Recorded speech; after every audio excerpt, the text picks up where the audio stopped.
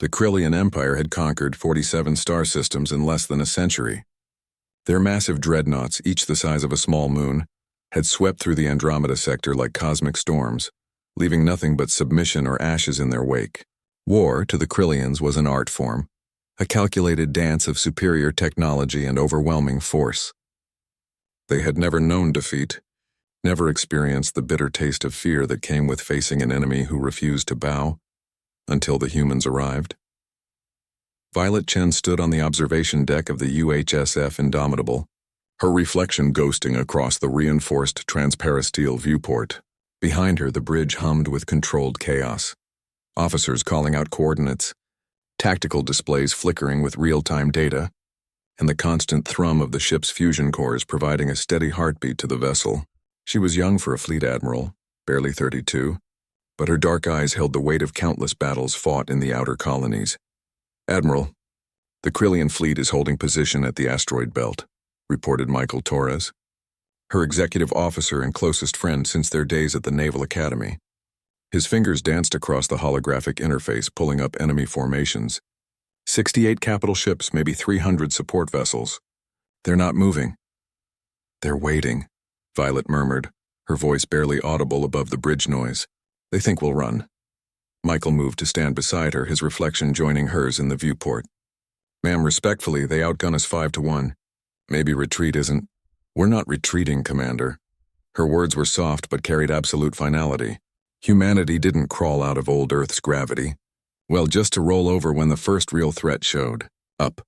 The Krillians had made their first mistake 3 months ago when they glassed the colony. World of new prosperity. 2 million civilians, farmers, teachers, children, vaporized in orbital bombardment because the colony refused to surrender their independence. The Krillian High Command had broadcast the destruction across all frequencies, a warning to every human settlement in the sector. They thought it would break humanity's spirit. Instead, it ignited something far more dangerous: righteous fury. "All ships, this is Admiral Chen." Violet spoke into the fleet-wide channel, her voice carrying to every vessel in the human armada. "Today the Krillians expect us to run. They've never encountered a species that fights back with everything they have, that refuses to accept defeat even when the odds are impossible. But they don't understand humanity. They don't understand that we're not fighting for conquest or glory. We're fighting for survival, for justice, for every soul they took from us." She paused, letting her words sink in.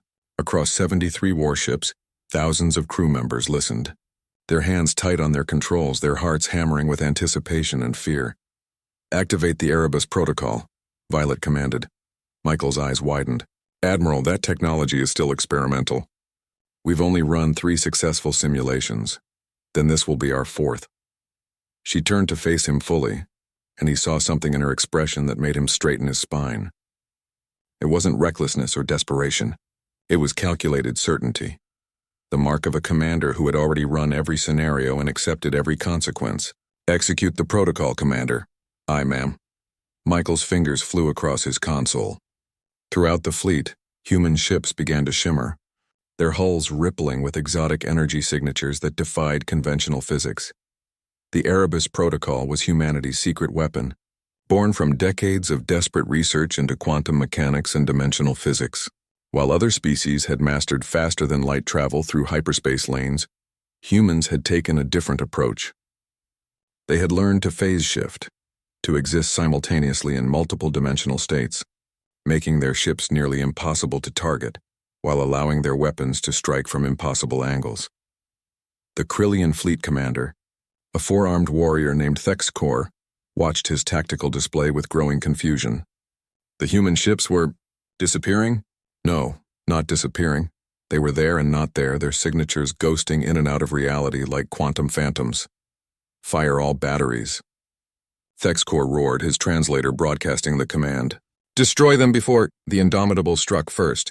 Violet's flagship phased directly through a Krillian dreadnought's shields, materialized inside their defensive perimeter, and unleashed a full broadside at point-blank range. The enemy vessel split in half, its reactor core breaching in a brilliant explosion that momentarily turned space into daylight. Then the rest of the human fleet attacked. It wasn't a battle. It was a revelation. Human warships danced through space like angry ghosts, appearing behind enemy formations, striking with surgical precision, then vanishing before return fire could connect. Krillian weapons designed to overwhelm and obliterate found no targets. Their massive cannons fired uselessly into empty void, while human missiles materialized inside their hulls. Human railguns punched through armor from impossible angles. Sector 7, 3 enemy cruisers converging on the Tempest, Michael called out, his voice steady despite the chaos around them. She's taking heavy damage. Route her through our phase corridor, Violet ordered, and have the Relentless and Fury execute flanking pattern Delta. Within seconds, the damaged human destroyer phased out of danger, while 2 frigates materialized on either side of the Krillian cruisers, their combined firepower reducing the enemy vessels to expanding clouds of debris. Dexcor felt something he had never experienced in 3 decades of conquest. Fear.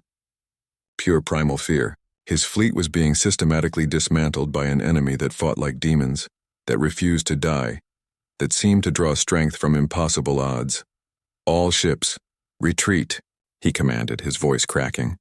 Fall back to.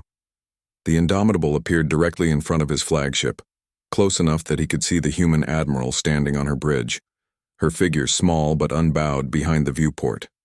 For a moment their eyes met across the void, predator and prey, conqueror and liberator.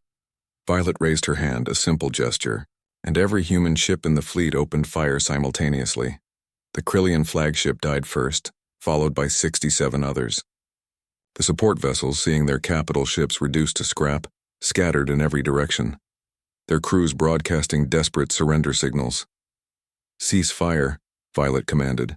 Let them run. Let them carry the message back to their empire. Michael exhaled slowly, his hands trembling with adrenaline. Ma'am, we actually won. We didn't just win, Commander. Violet turned from the viewport, her expression tired but resolute. We showed them something they've never seen before. We showed them what happens when you threaten humanity's survival. We showed them that humans don't fear war. We master it. Across the sector, the retreating Krillian vessels broadcast a new message, one that would echo through every alien civilization in known space. Beware the humans. They do not fear death. They do not accept defeat. And when you threaten their own, they become something far worse than warriors. They become unstoppable.